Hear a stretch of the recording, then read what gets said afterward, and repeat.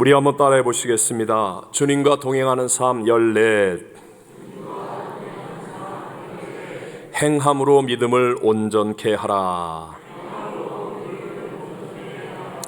한국에서 1970년 80년대에 현직 고관들과 재벌들 집을 도둑질했던 조세영이라는 사람이 있었습니다.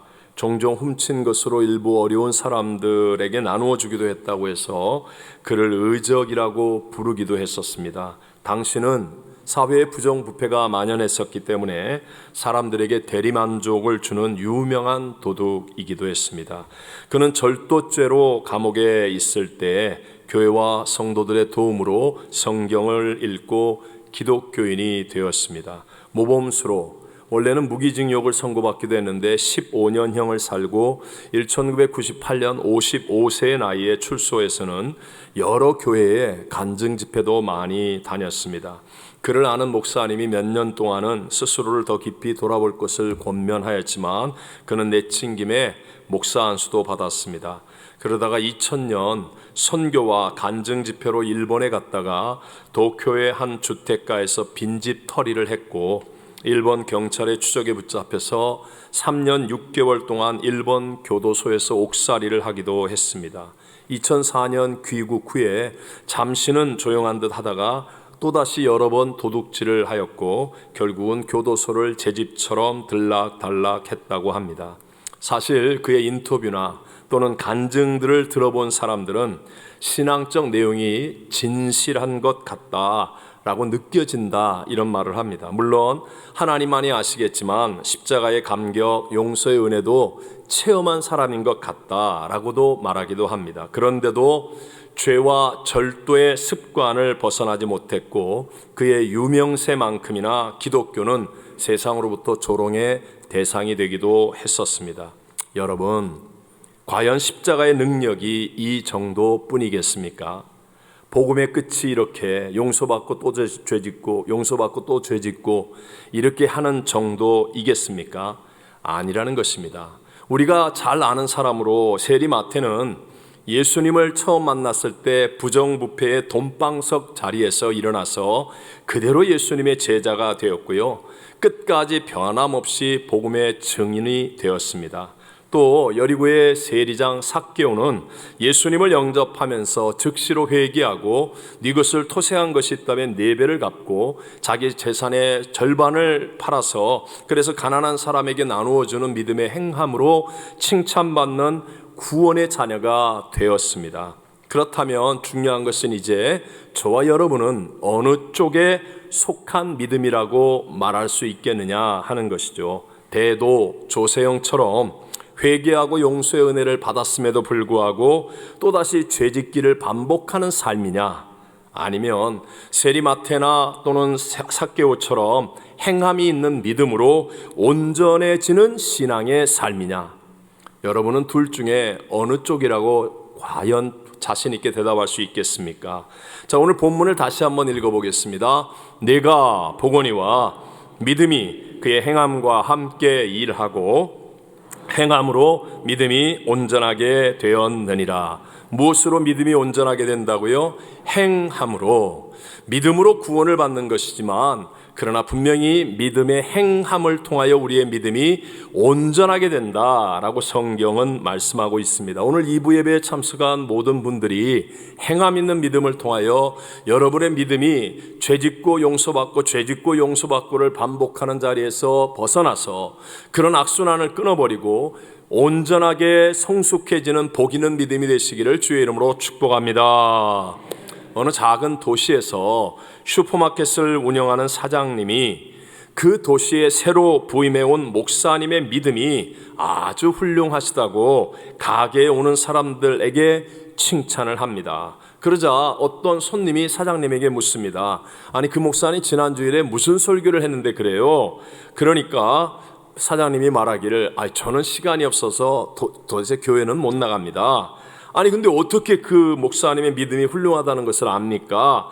그러자 사장님이 이렇게 대답했습니다. 그 목사님이 오신 후부터는 그 교회 다니는 사람들은 술, 담배를 사러 안 오고 그리고 이전에 있었던 외상값까지 아주 잘 갚더라는 거예요. 그러니까 그 새로 오신 목사님은 아주 믿음이 훌륭하신 분이다. 여러분, 어느 정도 맞는 이야기죠. 우리가 성숙한 올바른 성도가 되는 길은 얼마나 교회를 오래 다녔느냐에 있는 것이 아니라 내가 얼마나 말씀대로 순종하여 실천하며 행동하는 삶을 살고 있느냐에 달려 있다는 것이죠. 야고보서 2장 26절은 말씀합니다. 함께 영혼 없는 몸이 죽은 것 같이 행함이 없는 믿음은 죽은 것이니라. 아멘. 우리의 문제는요, 하나님의 능력을 믿지 못해서가 아닙니다. 우리는 분명히 하나님이 문제보다 크십니다. 대적보다, 불경기보다, 질병보다, 사망보다 우리는 분명히 하나님이 이런 전지전능하신 분이라는 사실을 믿고 있습니다. 그런데 문제는 무엇입니까? 그 믿음이 나의 삶 속에 행함으로 나타나는 훈련이 되어 있지 않다라는 것이죠. 어느 교회 남성교 회장님이 뒤늦게 카톡을 배웠습니다. 그래서 카톡으로 글을 써서 전달하는 것을 배우고 났는데, 그런데 이제 처음으로 평소에 존경했던 목사님의 은퇴를 앞둔 생일날 자기가 배운 대로 처음 카톡을 이제 목사님께 축하 문자로 보내드리는 거예요. 목사님, 생신을 축하드립니다. 오래오래 사세요. 정성을 다해서 쓰고 그것을 보낸다는 것이 그만 익숙하지 않아서 손가락이 실수를 하는 바람에 목사님, 생신 축하드립니다. 오래오래 사네요. 그래서 목사님이 그 글을 받아보고 굉장히 힘들었다고 합니다. 이게 빨리 죽으라는 얘기인지 이게 도대체 뭔 뜻인지, 물론 우습게 말일지 모르지만 머리로 아는 것이 다가 아니라는 것이죠. 내 몸이 올바르게 반응할 수 있고 행함으로 바르게 나타나 열매를 맺을 수 있어야 한다는 것입니다. 우리가 믿는다고 하면서도 실제로 사는 삶이 다른 이유, 그것은 분명히 머리로는 다 알아요. 지식으로는 다 알고 있는데도 불구하고 행함이 훈련되어 있지 않기 때문에, 특별히 우리 한국 그리스도인들은 정답을 이 세상에서 누구보다 잘하는 사람들입니다. 정답을 너무너무 잘하는데, 그런데 과정을 생략하고 막바로 정답만 가려고 합니다. 그러다 보니까 삶의 과정 속에 행함의 열매가 나타나지 않는다는 거예요. 그래서 교회가 뭐 하는 곳입니까? 교회는요, 진리의 말씀을 선포할 뿐만 아니라 우리가 듣고 깨달은 이 진리의 말씀을 삶의 행함으로 이루어질 수 있을 때까지 반복하여 훈련하는 것이라 라고 말할 수 있습니다. 우리는 김연아 선수 때문에 여러 가지 어려운 피겨 스케이팅의 용어들을 많이 배우게 되었습니다.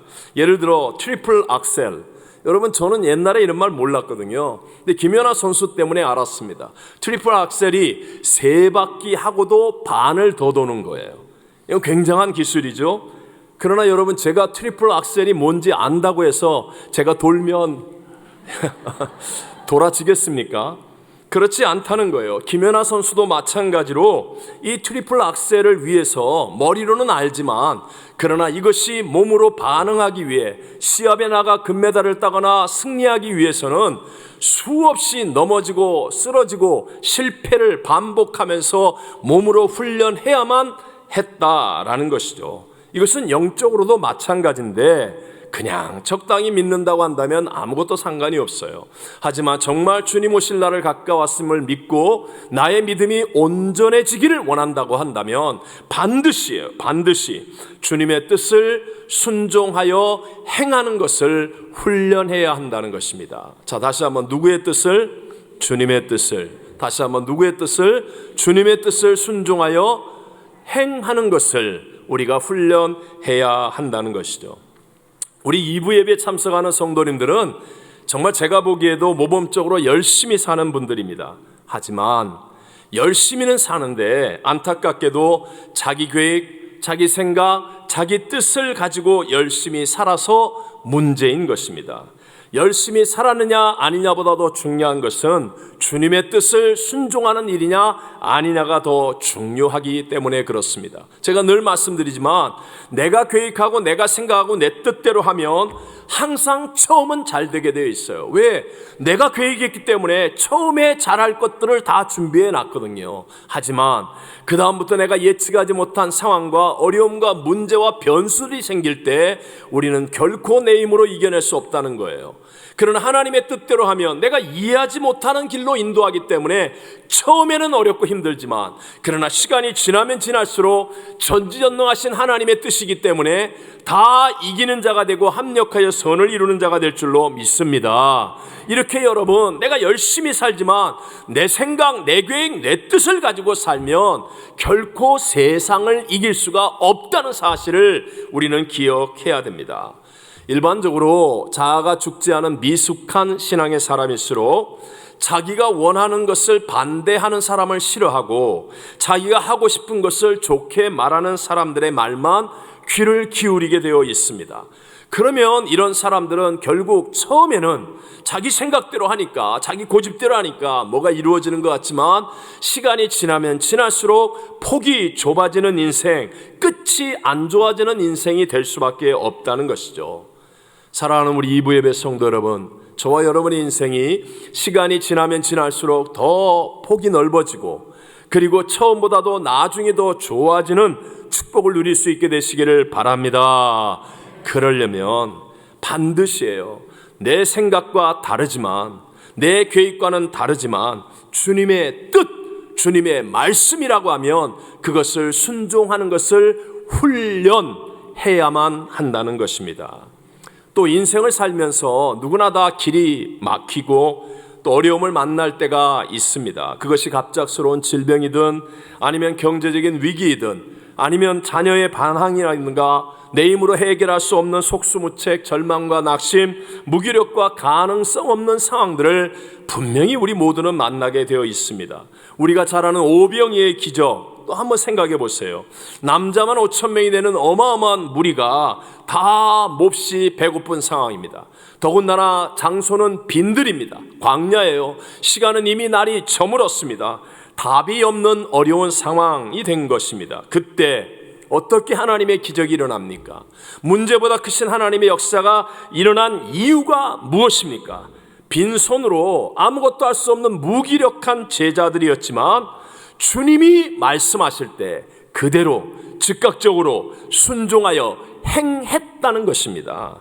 주님께서 주님 앞에 어린아이의 도시락을 나도 가져오라고 하면 가져오고, 사람들을 앉히라고 하면 앉히고, 나눠주라고 하면 나눠주고, 남은 것을 거두라고 하면 거두고, 이렇게 그냥 따지지 않고 자신의 이해, 자신의 납득, 자신의 공감을 수준을 뛰어넘는 일이지만 주님이 말씀하시는 것이라면 순종하여 행하였더니 자기의 한계에 갇히지 않고 그냥 주님의 말씀을 믿음으로 순종하여 행하였더니 우리의 생각을 뛰어넘는 놀라운 하나님의 기적, 믿음의 새 역사가 일어나게 된 줄로 믿습니다. 가나의 혼인잔치집에 포도주가 떨어졌는데 물이 변하여 극상품 포도주가 된 것도 똑같은 것 아니겠습니까? 죄송하지만 저도 하나님의 부르심을 받았을 때 하나님께서 처음부터 간섭하시는 내용은 다 이해가 되지 않는 내용이에요. 그곳에 가서 교회를 개척하라는 것도, 또 한국으로 또 선교비를 받지 말라는 것도, 성도가 5명 10명도 안 되는데 교회에 11조를 먼저 드리라는 것도, 렌트비를 낼 수도 없는데 먹고 살 일도 없는데 그런데 11조를 먼저 내라는 말씀이 순종하기가 너무 어려워요. 이해가 안 돼요. 하지만 이제 시간이 지나고면 그것 때문에 하나님의 날마다의 기적이 일어났고 더 풍성하게 하신 하나님의 축복의 열매가 맺어지게 되더라는 것입니다. 브라질에 갔을 때에도 절망이었지만 그러나 하나님께서 건축이라는 말 한마디도 하지 않게 하시고 하나님이 말씀하신 대로 예배에 목숨을 걸고 하나님의 말씀에 순종하여 기도하기를 행하였더니, 그랬더니 놀라운 하나님의 기적은 반드시 일어나게 되더라는 것입니다. 하나님께서 이곳에 부르셨을 때에도 전 지금 제 마음속에 우리에게 주신 가든지 보낸지 돕던지 이 사명이 너무나 분명합니다. 여러분 마음속에 여러분의 성령의 감동으로 말미암아 이 하나님의 약속의 말씀이 붙잡아져서 이 말씀을 지켜 행함으로 여러분의 인생 속에 온전한 믿음이 되는 복을 누릴 수 있게 되시기를 바랍니다. 여러분, 중요한 것은 세상이 얼마나 어려우냐, 상황이 얼마나 나쁘냐, 이게 아니에요. 그게 아니라 내가 지금 주님의 뜻을 따라 행하고 있느냐, 그렇지 않느냐가 중요한 거예요. 세상이 아무리 어렵다 할지라도 주님의 뜻을 따라 행하면 전지전능하신 주님이 함께 하셔서 우리의 생각을 뛰어넘는 승리의 역전승은 일어나게 될 줄로 믿습니다. 대부분의 그리스도인들이 머리로는 문제보다 크신 하나님이 함께 하신다고 알고는 있지만, 그러나 실제로 살아갈 때는 자신의 한계에 갇혀 있습니다. 이해가 안 되면, 납득이 안 되면, 공감이 안 되면, 그러면 순종으로 행하지 못하는 이 약함에 갇혀 있는 거예요. 그러니까 믿음이 온전해지지 못하는 거예요. 하나님의 기적과 역사를 경험할 길이 없는 거예요.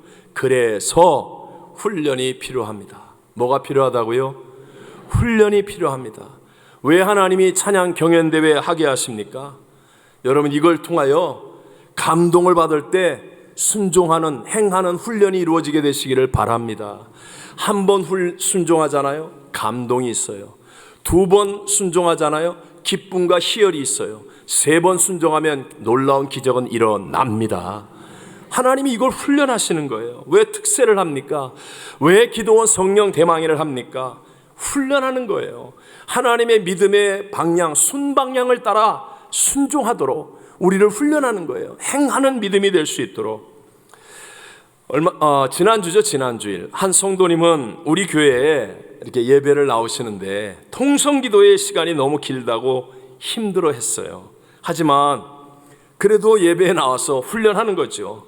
그런데 지난주일은 주일 예배 때 기도하다가 갑자기 회개가 터지고 성령 세례를 경험하고 방언기도의 은혜도 받게 되더라는 것이에요. 바로 이런 것이에요. 믿음의 순방향으로 가라는 겁니다. 믿음의 내가 지금 이해가 안 되어도 내 컨디션, 내 조건, 내 상황, 내 입장, 이것만 주장하지 말고 믿음의 순방향을 따라 순종하여 행하면, 그러면 내 수준을 뛰어넘게 하시는 하나님의 놀라운 믿음의 새 역사는 반드시 일어나게 될 줄로 믿습니다.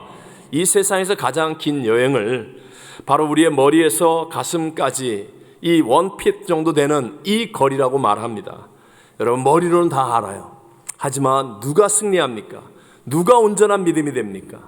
가슴으로 아멘하고 순종하여 행함을 훈련하는 사람이 되어질 때, 그때 우리는 온전한 신앙의 자리에서 믿음의 새 역사를 써나가는 주인공이 될 줄로 믿습니다.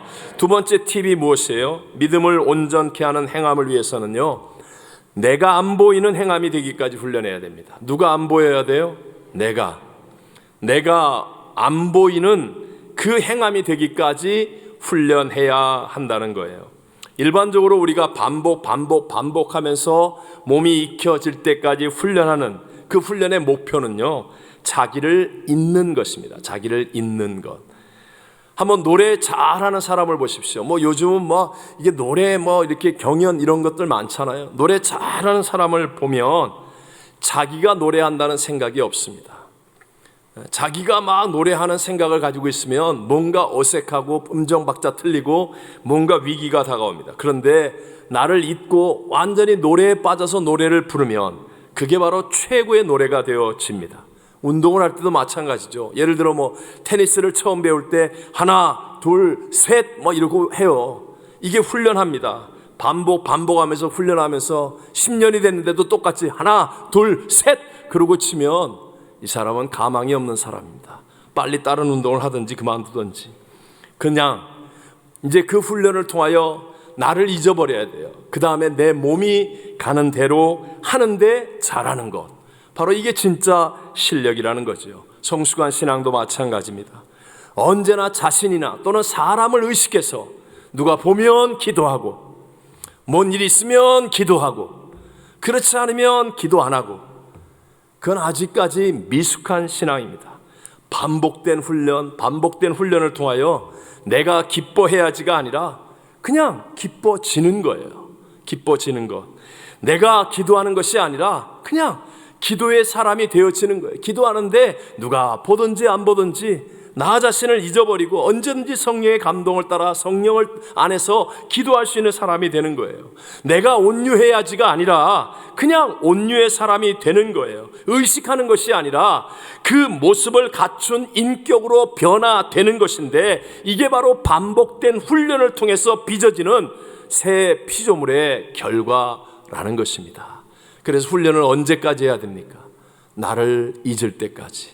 나를 잊을 때까지. 우리 찬송 있잖아요.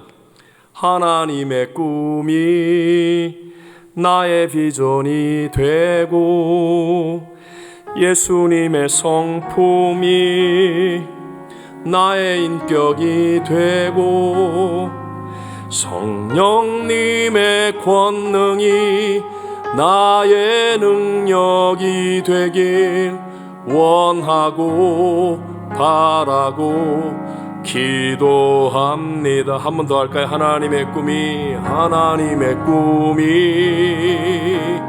나의 비전이 되고 예수님의 성품이 나의 인격이 되고 성령님의 권능이 나의 능력이 되길 원하고 바라고 기도합니다. 하나님이 바라시는 온전한 믿음은 내가 안 보이고 주님이 보여지는 것입니다. 하나님의 꿈이 자연스럽게 나의 비전이 되고 예수님의 성품이 자연스럽게 나의 인격이 되고 성령님의 권능이 자연스럽게 나의 능력이 되어지는 것. 뭘 하나 하고 나서 내가 했다고 그러고 내가 얼마나 수고했는데 나를 내가 이건 아직 미숙한 거예요. 하나님이 기뻐하는 것이 아니라는 거예요. 최고의 섬김은 내가 아니라 주님이 보이는 섬김이고 최고의 명성은 내가 아니라 주님이 영광을 받으시는 것임을 믿게 되시기를 바랍니다. 바로 그때 하나님의 은혜가 임하고 그때 치유가 임하고 바로 그때 하나님의 새 역사의 기적이 반드시 임하게 될 줄로 믿습니다. 우리 마태복음 25장에 예수님께서 가르치시는 그 천국에 들어가는 사람들의 모습, 양과 염소를 우편과 좌편으로 가르치잖아요. 그래서 천국에 들어가는 사람들의 모습은 어떤 신앙이었습니까? 천국 가는 사람들에게 예수님께서 이렇게 말합니다. 내가 줄일 때 너희가 먹을 것을 주었고 목마를 때 마시게 했고 나그네 되었을 때 영접했고 헐벗었을 때 옷 입혔고 병들었을 때 돌보았고 옥에 갇혔을 때 와서 보았다고 하니까, 그러니까 의인들이 뭐라고 대답합니까? 주여, 우리가 어느 때 그렇게 했습니까? 이렇게 물어보는 거예요. 이 말은 안 했다는 게 아니라 했는데 기억이 없다는 거예요. 왜요? 그게 너무 자연스러운 일이니까. 내가 그거 해놓고 뭐 그냥 여기다가 표창장 이렇게 붙여놓고 이런 게 아니라 그냥 내 인격이 되고 내 삶이 되어서 나는 안 보이고 그냥 주님이 원하시는 일을 자연스럽게 하는 사람이 되었기 때문에 내가 그것을 잊어버리고 있는데, 우리 주님은 그것을 다 아시고 바로 우리가 그런 사람이 천국 들어가는 사람이다 라고 말하는 거예요. 몰입을 통해서 자기를 잊어버리고 일상의 행함을 통해서 자기가 안 보이는 삶 속에서 하나님의 영광이 드러날 수 있게 하는 것, 바로 이런 믿음의 사람, 성숙한 믿음이 되시기를 주의 이름으로 축복합니다. 저와 여러분도 다시 오실 예수 그리스도를 똑바로 바라보고 온전한 믿음으로 자라나기를 원한다면 이제부터 행해야 되는 일이 뭐예요? 주의 뜻을 순종으로 행하는 것을 훈련하게 되시기를 바랍니다. 신앙생활은 의외로 간단합니다. 정말 간단합니다. 우리 말씀하시는 주의 말씀을 따라 지금 내가 할 수 있는 것을 바로 순종하고, 그리고 내가 할 수 없는 것은 하나님을 믿고 기도하면 돼요. 간단해요, 어려워요? 간단해요, 어려워요? 너무너무 간단한 거예요. 자, 지금 우리에게 말씀하시는 것 가운데 내가 할 수 있는 것은 바로 어떻게 하라고요? 순종으로 행하면 돼요. 내가 할 수 있는 것은 바로 순종으로 행하고, 할 수 없는 것은 어떻게 하라고요? 하나님을 믿고 기도하는 거예요. 기도하는 거예요. 이게 믿음의 순방향으로 가는 겁니다. 믿음의 역방향으로 가지 말라는 거예요. 믿음의 역방향으로 가면 한순간에 사울이 망하는 것처럼 박살이 나는 거예요. 언제나 하나님 말씀하시면 내가 할 수 있는 것은 지금 아멘하고 순종으로 행하고, 내가 할 수 없는 것은 하나님, 내가 할 수 없는데 도우시고 인도해 주십시오. 그리고 엎드려 믿고 기도하면 되는 거예요.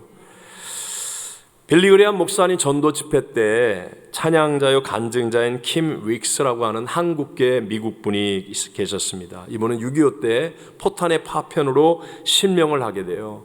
그러니까 부모님이 도저히 자기가 감당이 안 되니까 그냥 미군 부대 앞에다 그냥 버려두었습니다. 다행히 좋은 분에게 입양이 되어서 이분이 정말 성악을 너무너무 천부적으로 잘하는 그 재능으로 성악을 전공하고, 그리고 전 세계를 다니면서 특성으로 예배를 섬기며 귀하게 쓰임을 받았는데, 이분의 간증이죠. 이분은 늘 이 간증을 했습니다. 사람들이 앞을 못 보는 자기를 인도할 때 저 100m 앞에 있는 장애물이나 그런 환경을 이야기하지 않는다는 거예요.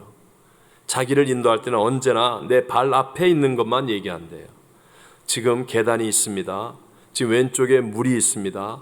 오른쪽에는 의자가 있습니다. 이러면서 바로 앞에 있는 것을 얘기하고 나는 그것을 따라가기만 하면 된다라는 거예요. 여러분, 우리가 하나님을 순종한다고 할 때 혹시라도 여러분 어려운 생각하는 분 안 계세요? 하나님이 나한테 못 시킬 큰 일을 갑자기 나보고 아프리카 선교사로 가라 그러면 어떡해? 나보고 북한에 들어가서 순교하라 그러면 어떡해? 그런 생각하는 분은 하나님이 그렇게 부르지도 않아요. 절대로 걱정도 하지 마세요. 하나님은요, 우리에게 우리가 감당하지 못한 큰 일을 이야기하지 않고요, 언제나 하나님은 지금 내가 행동할 수 있는 일을 말씀하십니다.